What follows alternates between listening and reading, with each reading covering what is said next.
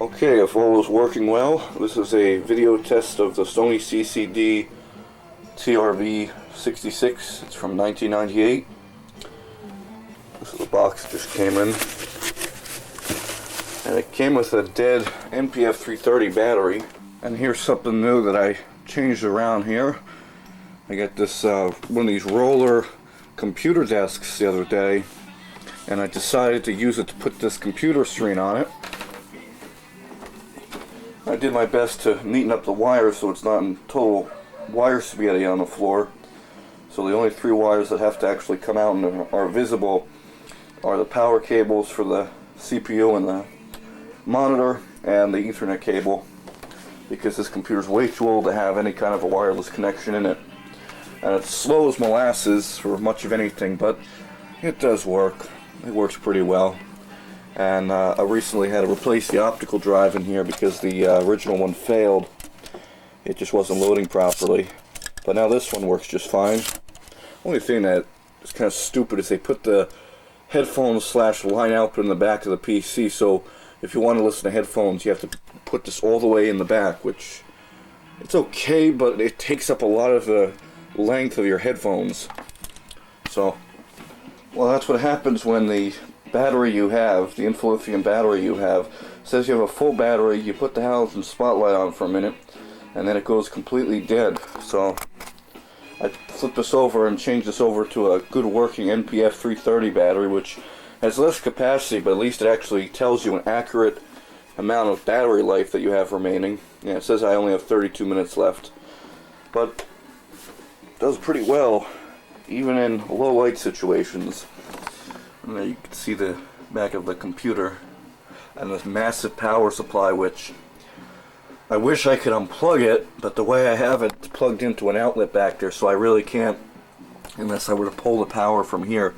And I say that because even when this thing is not powering the computer, it puts off a really appreciable amount of heat, as well as some interference on AM. But it's not that big of a problem. Oh, and I have some drawers for junk now that I can put stuff in there. That's always nice. Here is that NPF 550 battery I'm attempting to totally drain.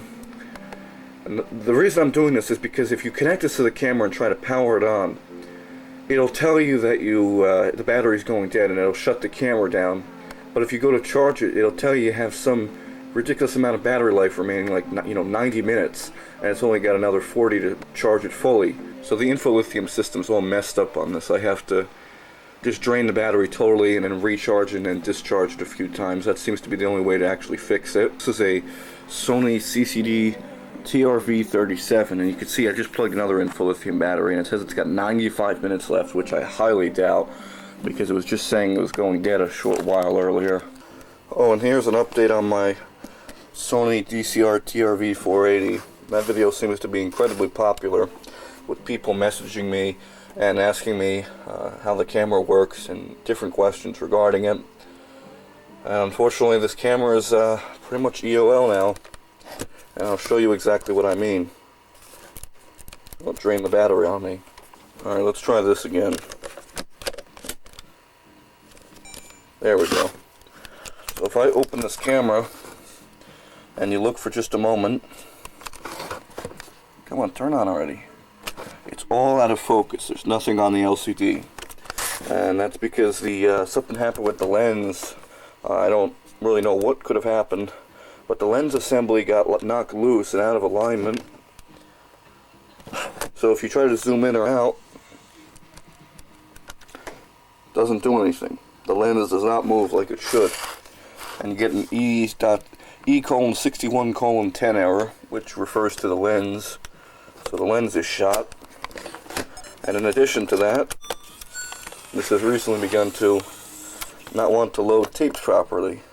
If you put a tape in here, I'm not going to do it, it's already eaten 3 of my tapes.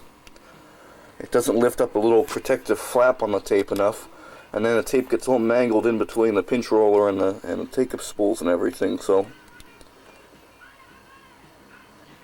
nothing looks too obviously wrong with this thing, but it still doesn't want to load tapes. So the only thing that this thing still is used for now with its current state is to be used as an analog to digital converter.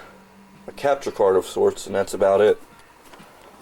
Oh, and finally, here's probably the world's worst sounding headphones. I don't know if that's actually true, it most likely isn't, but these certainly aren't hi-fi headphones. This is a pair of Koss K6 stereo headphones from the 70s. They have this massive headband with actual foam on it and rubber.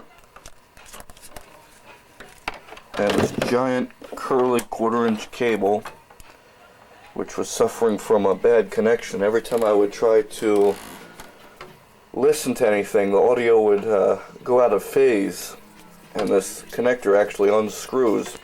And the reason it was going out of phase was the connections were shorting out for the left and right audio. So I was able to get that. Soldered and repaired.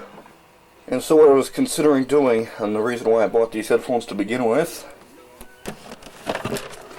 is to use these with my cassette deck to cue up my cassette tapes live on the air on any of my live streaming music shows, because this comes in handy.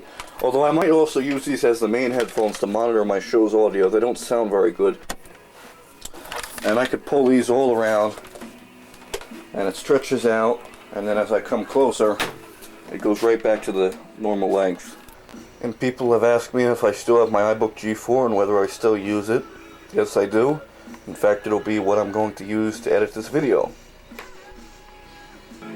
Anyone who has ever been into easy listening music or stereo demonstration records will know that the Time record label was a force to be reckoned with in the 60s, and still is to this day.